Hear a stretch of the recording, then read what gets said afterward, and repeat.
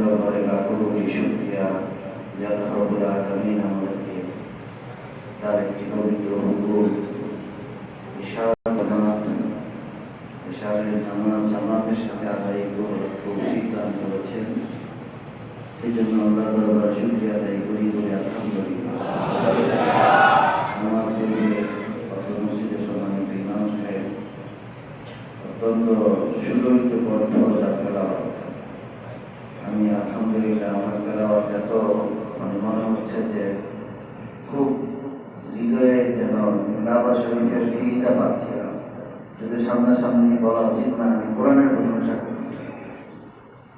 কোরআন তেলাওয়াতের এরকম তেলাওয়াত, মন জুড়ানো তেলাওয়াত আল্লাহ আপনাকে হায়াত দান করেন, আল্লাহ আপনার তেলাওয়াতে আরো বেশি বরকত দান করেন। এবং আমি শুকরিয়া আদায় করছি, হাদিসের মধ্যে আসছে মান লাম ইয়াশকুরিন নাস লাম ইয়াশকুরিল্লাহ, যে মানুষের শুকরিয়া আদায় করে না সে মূলত আল্লাহর শুকরিয়াও আদায় করে না।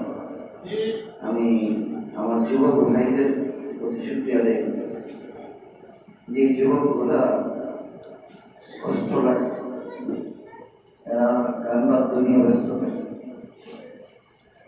যুবকগুলা মসজিদে ঢুকানো যায় না, যে